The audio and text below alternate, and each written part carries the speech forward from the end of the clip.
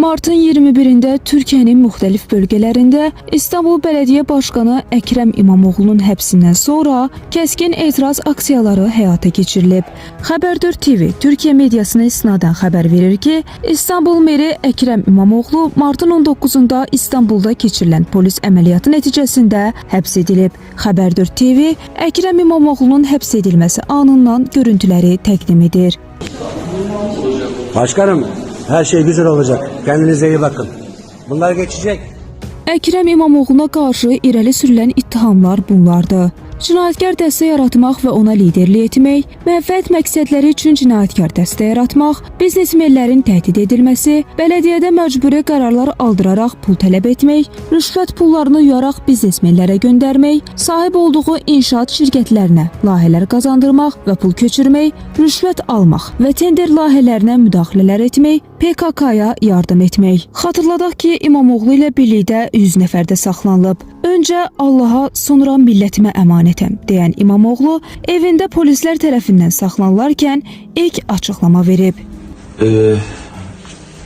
Üzülerek söylüyorum, milletimizin iradesini gasp etmeye çalışan bir avuç akıl,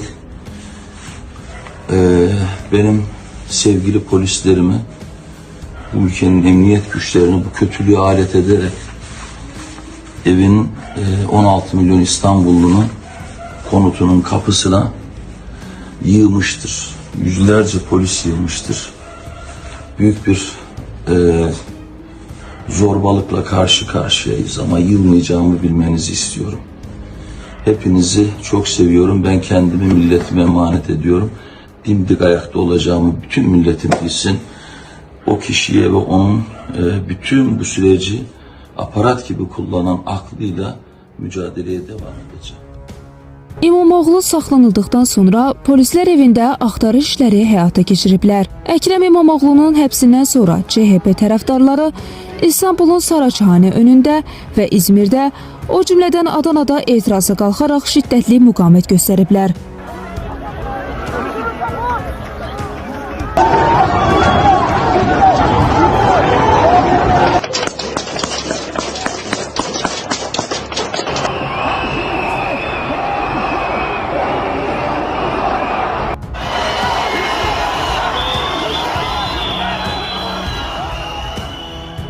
İmamoğlu'nun məzun olduğu İstanbul Üniversitetinin tələbələri də onun həbs olunmasına etiraz əlaməti olaraq aksiya keçiriblər.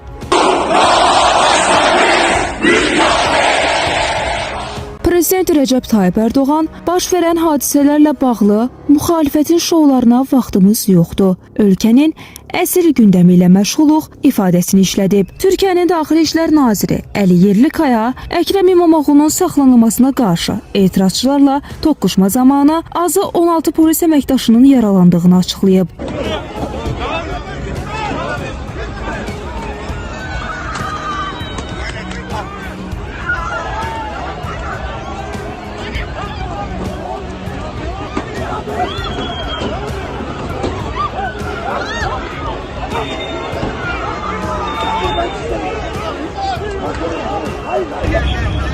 Başım dönüyor. Yok var ya. Bu hadisələrin gedişində İmamoğlu'nun "Mən bu müharibədə qalib gələcəyəm" ifadəli çıxışı İstanbul metro stansiyalarında səsləndirilib. Milletin hakkını millete vereceğiz. Namus ve şeref sözü veriyorum ki ben bu savaşı kazanacağım.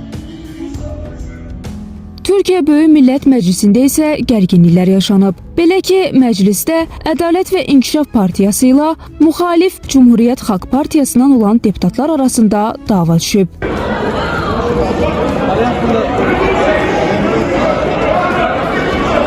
Məşhur Türkiyəli aktrisa Hazal Kaya İmamoğlu'nun həbsi ilə əlaqədar "Hər şey çox gözəl olacaq, başkanım" deyərək ona dəstək mesajını göndərib. CHP lideri Özgür Özel'dən də açıqlama gəlib. Bundan sonra heç kim CHP'dən salonlarda, binalarda siyasət gözləməməlidir.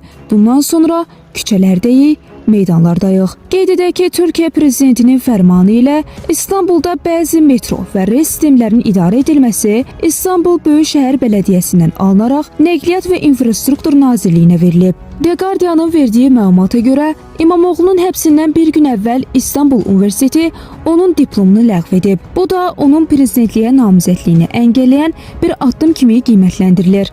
Əkrəm İmamoğlu isə bu qərarı hüquqi əsası olmayan addım kimi dəyərləndirib. Əkrəm İmamoğlu müxalifətdən olan Cumhuriyyət Xalq Partiyasının əsas fiqurlarından biridir. O, 2023-cü ildə Türkiyədə keçirilən prezident seçkilərində də Erdoğanın prezidentliyi uğrunda rəqibi olan Kemal Kılıçdaroğlu'nu dəstəkləyən əsas siyasətçilərdən biri olub.